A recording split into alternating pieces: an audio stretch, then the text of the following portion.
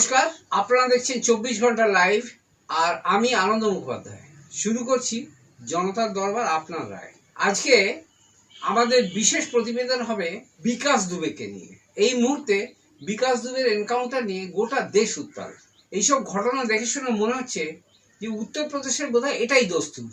আসুন আরম্ভ করার আগে আপনাদের দেখাই যে উত্তরপ্রদেশে দুষ্কৃতীরা কেমন করে খুন করে কত সহজে অত্যন্ত ধীরে সুস্থে আরাম করে চলে যেতে পারে। দেখুন সেই ফুটেজ।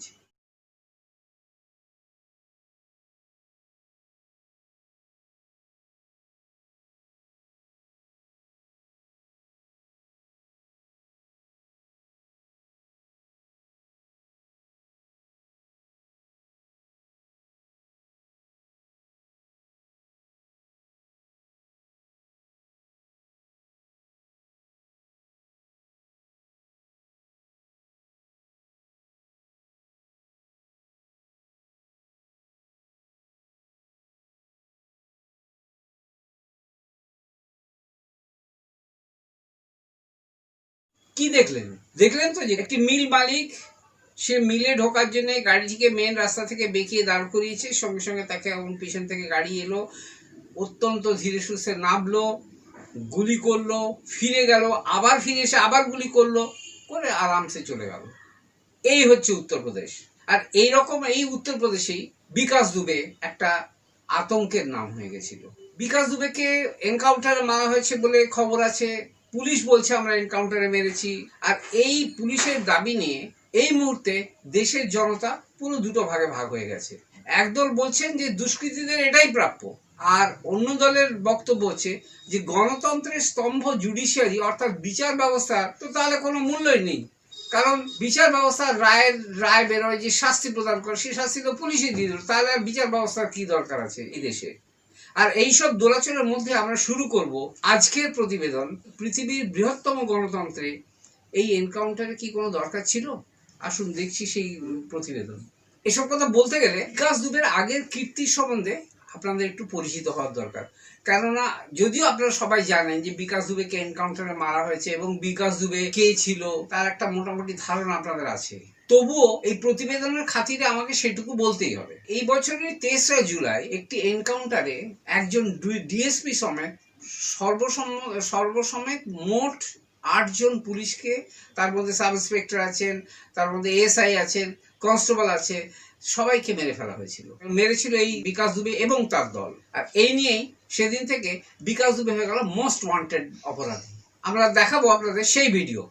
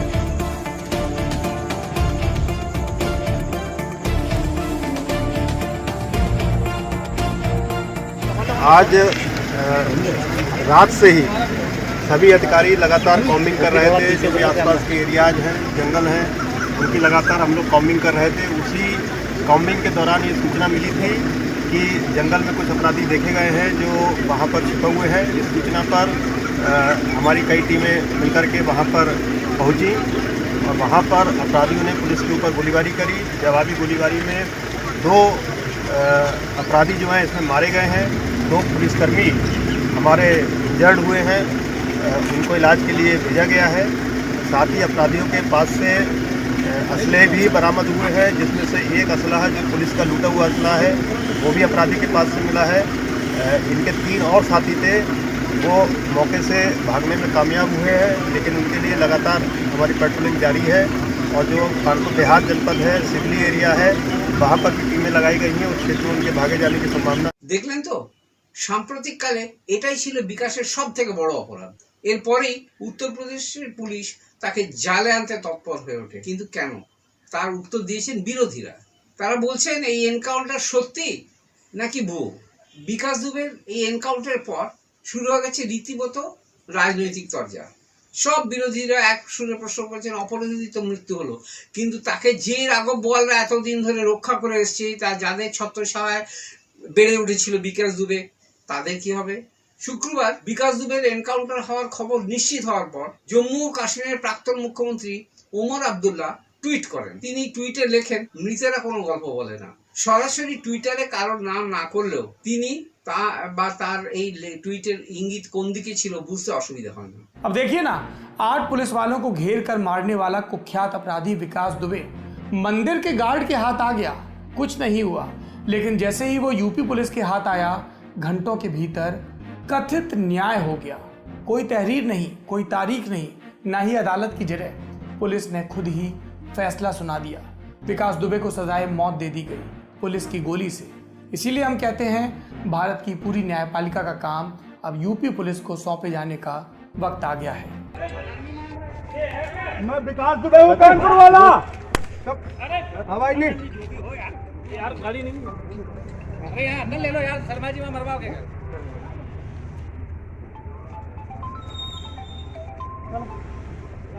चलो ले लो, अंदर ही ले लो यार।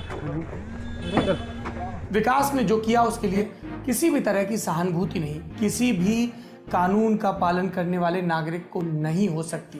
विकास को न्यायपालिका से ऐसी सजा मिले कि वो नजीर बने, सख्त से सख्त सजा मिले। लेकिन उससे पहले विकास से भरपूर पूछताछ हो, ताकि पूरे गठजोड़ का खुलासा हो।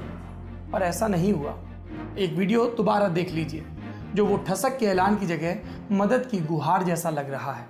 जैसे वो दुनिया को बताना चाहता हो कि देखो, मैं वही आदमी हूँ जिसके तमाम साथी एनकाउंटर में मारे जा रहे हैं। अब मैं पुलिस की गिरफ्त में हूँ, आप लोग गवाह हैं। कल सुबह से आज सुबह तक 24 घंटे बीत गए, आप लोग गवाह हैं। बीच में एक रात आई, रात के अंधेरे के पार जो कुछ हुआ वो किसी बी ग्रेड हिंदी फिल्म की कहानी से अलग नहीं है। एक अपराधी का कथित एनकाउंटर होता है, पुलिस एक कहानी बुनती है जिस पर यकीन करना मुश्किल होता है। जो हुआ वो पहली बार नहीं हुआ। एनकाउंटर वाले न्याय की महान परंपरा हमारे देश में दशकों से है, लेकिन ये जिस ढंग से हुआ, उससे कई लोगों को जो ये कहते हैं कि हम में और दूसरों में एक फ़र्क है, एक समुचित न्याय व्यवस्था का फ़र्क, उन सबको अफसोस ज़रूर हुआ। हम ये समझने की कोशिश करेंगे कि वो कौन सी मजबूरी थी जिसके चलते यूपी पुलिस विकास दुबे के कानपुर पहुंचने का इंतज़ार नहीं कर पाई, और विकास दुबे ऐसा क्या जानता था जिसकी वजह से उसे खामोश कर देना इतना ज़रूरी था। এরপর আমরা দেখলাম যে পুলিশ কনভয় করে বিকাশ দুবেকে নিয়ে যাচ্ছে, আর যেটা সব থেকে স্বাভাবিক, সেই কনভয়ের সঙ্গে তো সাংবাদিকদের গাড়ি, মিডিয়ার গাড়ি তো যাবেই, মিডিয়ার গাড়িও যাচ্ছিল। কিন্তু দেখা গেল যে একটা জায়গায় এসে মিডিয়ার গাড়িগুলিকে আটকে দেওয়া হলো। আমাদের মনে হয় যাতে আগে কি হতে যাচ্ছে তার ফুটেজ যাতে মিডিয়ার কাছে না যায়, তাই জন্য মিডিয়াকে আটকে দেওয়া হলো। আমরা সবাই চাই যে এই ধরনের জঘন্য অপরাধীদের যেন কঠিনতম সাজা হয়। বিকাশের জন্য আমাদের বিন্দুমাত্র সহানুভূতি নেই, কিন্তু পুলিশকে সেই সাজা দেবার অধিকার কে দিল? কোন আইন দিয়েছে? অন্তত ভারতীয় দণ্ডবিধির আইনের আওতায় তো সেরকম কোনো সুবিধে পুলিশকে দেওয়া হয়নি। তাই কি হতে যাচ্ছে রাস্তায় তার আভাসটাকে ঢেকে দিতে রাস্তাতে আটকে দেওয়া হলো মিডিয়াকে কিছুক্ষণের জন্য। দেখুন সেই মুহূর্তে ভিডিও। मीडिया कर्मियों को रोका गया। मीडिया कर्मियों को क्यों रोक दिया गया? नहीं रोका नहीं है, सबको निकलवा रहे हैं। चेक नहीं, आपने जानबूझ कर रोका है। किसी को नहीं रोका गया, आपने जानबूझ कर रोका गया। चलिए बढ़ाइए, चेकिंग चलते रहिए। क्या व्यवस्था, क्यों सिक्योरिटी थ्रेट है विकास दुबे को? विकास दुबे को सिक्योरिटी थ्रेट है क्या? रोका जा रहा है, जो जानबूझ कर कोई नहीं, चेकिंग हो रही है। पूरी मीडिया को आपने जानबूझ कर नाकेबंदी की है, क्यों किया आपने? आप देख पा रहे हैं यहाँ पर इस तरीके के जो हालात है वो यहाँ पर है। आखिर सवाल यही है कि ऐसा क्या है कि क्या विकास दुबे को किसी तरीके का सिक्योरिटी थ्रेट है कि बाकायदा जो पुलिस है वो मीडिया के कैमरे से विकास दुबे को और उसके काफिले को छुपा कर लेकर जाना चाहती है। तो ये हालात यहाँ पर है और जानबूझकर ट्रक रोका गया। এরপর মিডিয়ার গাড়ি ছেড়ে দেওয়া হলো বেশ কিছুটা সময় পরে। সেখানে তার আগে থেকেই ট্রাককে আটকে দেওয়া ছিল, রাস্তায় বড় বড় মালবাহী ট্রাক, ভারী ভারী ট্রাক দাঁড় করে রেখেছিল। পরে মিডিয়ার গাড়ি ছিল, মিডিয়ার গাড়িকে আটকে দেওয়া হলো। ফলে মিডিয়ার গাড়ি সেই ট্রাকের কনভয়গুলিকে পাশ কাটিয়ে যেতে যেতে অনেকটা সময় নিয়েছে এবং যখন মিডিয়া গাড়ি তার 10 কিলোমিটার পরে যে পৌঁছলো তখন সেখানে দেখা গেল যে বিকাশ দুবের গাড়ি দুর্ঘটনাগ্রস্ত হয়ে রাস্তায় পড়ে রয়েছে। আর এখানে বিকাশ পুলিশের এখানে গল্প হলো যে বিকাশটা কি পুলিশের গাড়িকে বন্দুক কেড়ে নিয়ে পালাচ্ছিল, কিন্তু পুলিশের সাথে এনকাউন্টার হয় এবং বিকাশকে হাসপাতালে নিয়ে গেলে হাসপাতাল মৃত বলে ঘোষণা করা হয়। बता दें कि विकास दुबे का जो काफिला था, जो एसटीएफ की टीम थी, ये एसटीएफ की एक गाड़ी जो है यहाँ पर इस तरीके से पलटी हुई है और पुलिस ने भी रिटेलिएटरी फायर किया है और उसमें घायल हुआ, जो बाद में हॉस्पिटल में ले जाया गया और वहाँ उसको डेड घोषित किया गया। আপনাদের বলে রাখি যে উজ্জয়িনীর কাছে, উত্তরপ্রদেশের উজ্জয়িনীর কাছে একটি মন্দির ছিল, মহাকাল মন্দির। সেই মহাকাল মন্দিরে এসে বিকাশ দুবে পুজো দেয়। এরপর সে নিজে পুলিশকে ফোন করে যে আমি আত্মসমর্পণ করতে চাই। পুলিশ তারপর তাকে সেখান থেকে নিয়ে আসে। অবশ্য পুলিশ অন্য কথা বলছে, পুলিশ দেখি তাকে গ্রেফতার করেছিল, সেখান থেকে ধরা পড়ে গেছিল পুলিশের হাতে। সে যাই হোক, এই ঘটনাকে অনুধাবন করার পর সাধারণ মানুষ হিসেবে 10টি অত্যন্ত প্রাসঙ্গিক প্রশ্ন আমার মনে জেগেছে।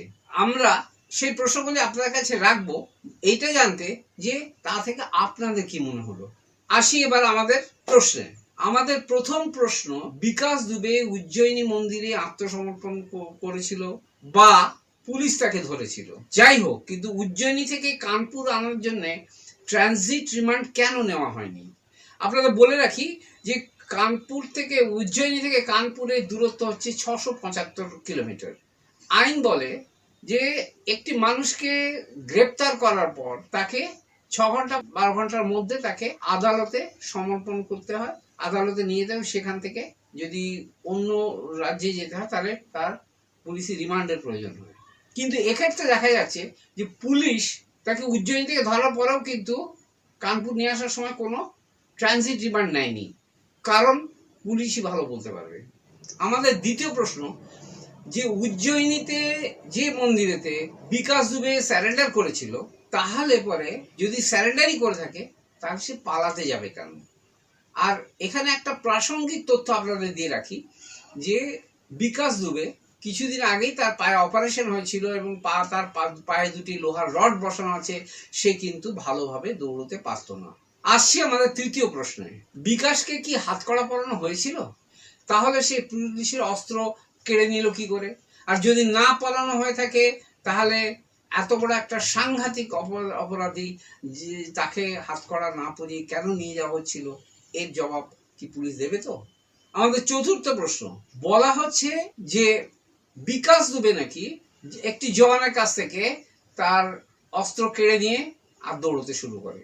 আপনারা জানেন যে এসটিএফ এবং স্পেশাল টাস্ক ফোর্সের জন্য বিশেষভাবে প্রশিক্ষিত জওয়ানদের সেখানে নেওয়া হয়। তাহলে পরে এক্ষেত্রে ওই জওয়ানরা নিজেদের অস্ত্রকে সুরক্ষিত রাখতে পারলো না কেন? সেটা কি অস্ত্র সুরক্ষিত রাখার ইচ্ছার অভাব? এরপর আসছি পঞ্চম প্রশ্নে। আমাদের কাছে খবর আছে যে উজ্জয়িনী থেকে যে গাড়ি করে বিকাশকে তোলা হয়েছিল, মাঝ রাস্তায় এসে কিন্তু ওই 10 কিলোমিটার মধ্যে তার গাড়িটি বদলে যায়, অন্য গাড়ি হয়ে যায়। যেখানে একজন এরকম হাই প্রোফাইল অপরাধীকে নিয়ে যাচ্ছে স্পেশাল টাস্ক ফোর্সের বিশেষ প্রশিক্ষিত পুলিশ বাহিনী, তাহলে গাড়ি বদল করা হলো কেন? অবশ্য পুলিশ বলছে গাড়ি বদলায়নি, কিন্তু মিডিয়ার ফুটেজ বলছে যে ওই 10 কিলোমিটারের মধ্যেই গাড়ি পাল্টে গেছিল, বদলি হয়ে গেছিল অন্য গাড়ি। ষষ্ঠ প্রশ্ন আমাদের যেটি আছে, পুলিশ বলছে যে গাড়ি উল্টে গেছিল। গাড়ি উল্টে গেলে বিকাশের গায়ে কিন্তু কোনো আঘাত লাগেনি, কারণ ময়না তদন্ত রিপোর্ট বলছে তার দেহে 3টি বুলেট পাওয়া গেছে, অন্য কোনো আঘাতের চিহ্ন ছিল না। সপ্তম প্রশ্ন, একদম সোজা রাস্তায় গাড়ি উল্টে যায় কি করে? সেখানে কোনো ডিভাইডার ছিল না, গাড়ি উল্টে যেতে পারে যদি গাড়ি খুব সোজা রাস্তায় যাচ্ছে, গাড়ির সামনের চাকাটা সামান্য বেঁকা আছে, হঠাৎ করে যদি ওই দুরন্ত গতির মাঝখানে ব্রেক কষতে হয়, তাহলে পরে কিন্তু গাড়িটা উল্টে যাওয়ার চান্স থাকলেও থাকতে পারে। কিন্তু সেক্ষেত্রে গাড়ি যে রাস্তা দিয়ে ঘষে যাবে, সেই ঘষার চিহ্নটা কিন্তু বর্তমান থাকবে। এখানে কিন্তু পাশের মাটি নরম ভিজে মাটি থাকলেও সামনে রাস্তাটাতে কোনো চিহ্ন নেই, পাশের মাটি যেখানে গাড়িটা পড়েছে সেখানে কোনো চিহ্ন নেই, এবং গাড়িতে সেভাবে কোনো ড্যামেজ হয়নি। তাহলে কি প্রশ্ন উঠবে না যে গাড়িটা কি সত্যিই উল্টে গেছিল? গাড়ি উল্টে ছিল, কিন্তু কিভাবে গাড়ি উল্টালো সেটা ভাববার বিষয়, সেটা তদন্তের বিষয়। আমরা আসছি আমাদের অষ্টম প্রশ্নে। ময়না তদন্তের রিপোর্ট বলছে যে বিকাশের বুকে 3টি গুলি লেগেছিল। যে লোকটা পালিয়ে যাচ্ছে গাড়ি থেকে নেবে এবং প্রায় 75 ফুট দূরে, মানে 25 মিটার অলরেডি সে ক্রস করে গেছে, তখন তার বুকে কি করে গুলি লাগে? আমরা সাধারণভাবে এক্সপেক্ট করতে পারি যে তাকে মেরে দেওয়ার জন্য বা ফেলে দেওয়ার জন্য তাকে পেছন থেকে গুলি করতে পারে, তাহলে গুলি সেক্ষেত্রে পিঠে লাগবে, বুকে তো লাগবে না। তাহলে বুকে কি করে গুলি লাগবে? আর এর অষ্টম প্রশ্নের সঙ্গে অত্যন্ত প্রাসঙ্গিকভাবে জড়িত আমাদের নবম প্রশ্ন।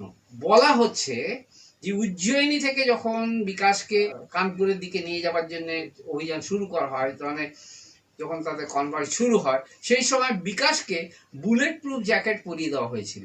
যদি বিকাশকে বুলেট প্রুফ জ্যাকেট পরানো হয়েছিল, তাহলে বিকাশের বুকে গুলি কি করে লাগবে?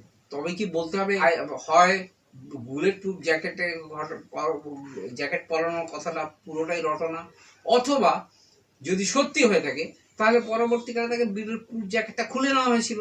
যদি খুলে নেওয়া হয়ে থাকে তাহলে আইদার তো আগে গাড়িতে খুলে নেওয়া হয়েছিল এনকাউন্টার আগে, অথবা যেখান থেকে তাকে গুলি করা হয় সেখানে দাঁড়িয়ে তার বুলেট প্রুফ জ্যাকেটটা খুলে নিয়ে তারপর গুলি করা হয়েছিল।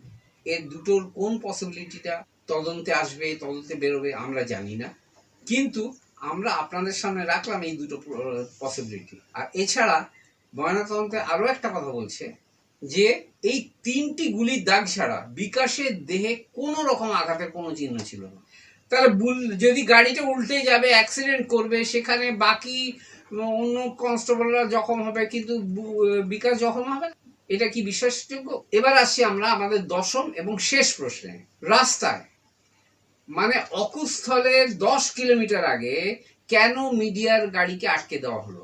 আপনারা দেখেছেন যে আমরা এর আগে ভিডিওতে দেখালাম আপনাদের যে কিভাবে সেখানে এসপি ডিআইজি যারা ছিলেন তাদের সাথে কিভাবে সাংবাদিকদের কথাবার্তা হয়েছে, এবং তারা বারবার বলছেন আমাদের কেন আটকে দিচ্ছে, তারা বলছে আটকানো হয়নি, এবং দেখা যাচ্ছে পাশে সার গাড়ি দাঁড়িয়ে আছে।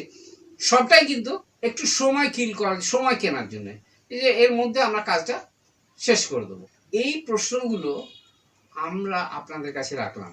আপনাদের হয়তো মনে হতে পারে যে এই প্রশ্নগুলো সত্যি বিশ্বাসযোগ্য। আপনাদের এই যে সন্দেহ, এইটাকে পরিপূরক করার জন্য, পরিপূরক হিসেবে আমরা আপনাদের শোনাবো কেরালা পুলিশের প্রাক্তন ডাইরেক্টর জেনারেল পুলিশের শ্রী আস্থানা, তিনি কি বলছেন, তার কথা থেকে আপনারা আপনাদের যাবতীয় প্রশ্নের উত্তর পেয়ে যাবেন। ये कहानी इतनी इनक्रेडिबल इन लोगों ने बनाई है कि उस पर तो सोते सोते भी यकीन नहीं किया जा सकता है। एकदम शुरू से शुरू करें तो पुलिस वालों के हथियार कैसे छीने जा सकते हैं? मतलब how could you be so irresponsible with your weapons? आप इतने बदहवास कैसे हो सकते हैं अपने हथियारों को लेकर कि उनको कोई छीन ले? पंजाब इंसर्जेंसी के समय से ही हम लोग सर्विस में आए, तभी से आदेश है कि अगर आपको ये लगता है कि आपका कोई हथियार छीन सकता है तो उसको एक लैनयार्ड से सिक्योर करके रखें। उसके नीचे एक पैराकॉर्ड लगती है जो बेल्ट में लग जाती है। It can not be snatched. Even rifles के लिए आदेश है, जब पंजाब में 1-2 बार छीन ली गई थी तो दिल्ली तक में लोग चेन लगा के खड़े होते थे। तो इस आदेश की अवहेलना आपने क्यों की? जबकि आप ये कहानी बना रहे हो कि प्रभात मिश्रा के साथ यही हुआ, उसने भी छीनने की चेष्टा की, तो एक दिन बाद तो सुधर जाना था। और दूसरा ये कि सुप्रीम कोर्ट के 2 जजमेंट मौजूद हैं कि नॉर्मल कोर्स में हथकड़ी नहीं लगाई जानी चाहिए क्योंकि वो डिमीनिंग होता है। फाइन। एक है प्रेम शंकर शुक्ला वर्सेस दिल्ली एडमिनिस्ट्रेशन, ये 1990 का है, इसको जस्टिस कृष्ण अय्यर ने लिखा था। और दूसरा डिवीजन बेंच का जजमेंट है citizens for democracy versus state of Assam, ये 95 का है। दोनों में ये आदेश दिया गया है कि नॉर्मल कोर्स में हथकड़ी नहीं लगाई जानी है, लेकिन अगर कोई वायलेंट टाइप का आदमी है या डेंजरस है, जिसके लिए मालूम है पहले से। सिटीजन्स फॉर डेमोक्रेसी जजमेंट में उन्होंने वर्ड्स इस्तेमाल किए हैं, if there is credible tendency for violence and escape. और जस्टिस अय्यर ने अपनी अच्छी अंग्रेजी में लिखा है, when there is tangible testimony of desperate behaviour. तो आपको तो मालूम है ये तो इतना दुर्दांत अपराधी है, तब आप क्यों उसको हथकड़ी नहीं लगाए? ऐसे तो आप किसी भी छोटे जिले की कचहरी पर खड़े हो जाएं तो पान वाले को भी ये लोग हथकड़ी लगा के रस्सी से बांध के कुत्ते की तरह से लाते हैं। इतनी बार मजिस्ट्रेट लोगों को ऐतराज करना पड़ता है, तो इनको हथकड़ी क्यों नहीं लगी? तो उसको जिस तरह से आप ला रहे थे पहले तो वही गलत था। दूसरे, आप जो गाड़ी पलटने की कहानी बना रहे हो, ये तो मतलब सरासर झूठ और बेवकूफ़ी है। क्योंकि पहली बात कि गाड़ी सड़क के मोर और लेस पैरेलल है, ठीक है। अगर गाड़ी स्किड होकर टॉपल हुई होती तो पहली चीज स्किड मार्क्स होने चाहिए थे। सड़क को छोड़कर जो कच्ची जमीन है वो तो गीली है, उस पर तो निहायत ही आसानी से स्किड मार्क्स बन जाने चाहिए थे, जो कि नहीं बने हुए हैं। स्किड गाड़ी तब होती है जबकि आपके पीछे का व्हील सड़क से पैरेलल है, आगे का व्हील आपने स्टीयरिंग थोड़ा सा टेढ़ा कर रखा है, और तब आप हार्ड ब्रेकिंग करते हैं। Then a torque develops and the गाड़ी रोटेट्स। यहां वैसा कुछ नहीं हुआ है, गाड़ी पर खरोंच मात्र भी नहीं है, उसके दरवाजे भी बंद है, वाइपर चल रहा है गाड़ी का, और आप बोल रहे हो कि गाड़ी टॉपल हो गई। This is incredible. दूसरी बात यह कि आप बोल रहे हो कि उसमें से वो निकल के भाग गया। गाड़ी उल्टी, 6 आदमी उसमें बैठे हुए हैं, सबको थोड़ी बहुत चोट लगी, और ये तो ऐसे भी तोंद वाला आदमी है, शरीर से कोई मजबूत भी नहीं है, और ये निकल के भाग गया। आपने उसको खींचने का प्रयास भी नहीं। टांग में बोलते हैं कि 2 रॉड्स भी डली हुई हैं, तो ये उसके, और अबव ऑल आप उस जगह को देखें, दोनों तरफ खाली खेत है, खुली जगह पर जहां छिपने की कोई जगह नहीं। ये चंबल के बीहड़ नहीं है कि उबड़ खाबड़ जमीन है, किसी खड्ड के पीछे छिप गया, किसी उस टेकरी के पीछे छिप गया। फ्लैट लैंड है, वहां कहां कोई भाग के जा सकता है? आई मीन, बालों को छूते हुए गोली निकल गई और बदमाश जो है गिरा, झुका गिरा। मतलब जैसे कि रेलवे स्टेशन के बुक स्टॉलों पर वो सस्ते थ्रिलर नॉवेल बिकते हैं, उस तरह से उसमें हर आदमी, आप अगर गौर करें तो आईजी साहब से लेकर और नीचे तक हर आदमी 9mm पिस्टल से फायर कर रहा है। 4-4 राउंड, गिनती से 4-4 राउंड सबने फायर किए हैं 9mm से। हम लोगों ने जीवन में फोर्सेज, क्योंकि मैंने अपने जीवन का बहुत लंबा हिस्सा फोर्सेज में गुजारा है, perhaps the longest of any IPS officer, एक एनकाउंटर में 4-4 हजार गोली हम लोग चला लेते हैं, जिन्होंने जीवन में उतने न चलाई हो। 9mm पिस्टल से 25 गज की दूरी पे आदमी को मारना मुश्किल होता है। The theoretical effective range is 40 yards, लेकिन जब तक आप साल भर में 2000 राउंड फायर करके प्रैक्टिस न किए हो तो 25 गज पर आदमी को गोली नहीं लगती। हर आदमी 4-4 गोली मारा है, क्यों? इतने करीब से कहां फायर हो? শুনলেন তো প্রাক্তন ডিজি কেরালার IPS অফিসার আস্থানার কথা। তিনিও কিন্তু ক্যাটেগরিক্যালি ভাগ ভাগ করে প্রতিটি প্রশ্নের উত্তর দিয়েছেন তার অভিজ্ঞতা থেকে, তার পুলিশে চাকরি করার যে জ্ঞান তার থেকে। তিনি কি বলেন তা তো শুনলেন, এবার বলুন আপনারা কি বলছেন। আমরা অত্যন্ত ব্যগ্র আপনাদের কাছ থেকে এই কথাটা শোনার জন্য। আমাদের পর্ব আজ এখানে শেষ করছি কোনো মন্তব্য ছাড়াই। আশা করি আপনারা এই রোমহর্ষক ঘটনার প্রতিটি পদে শিহরিত হয়েছেন। আজ এখানেই শেষ, আবার আপনাদের সঙ্গে আমার দেখা হবে আগামী পর্বে। ততক্ষণের জন্য অনুমতি দিন, আবার দেখা হবে আগামী পর্বে। নমস্কার, জয় হিন্দ।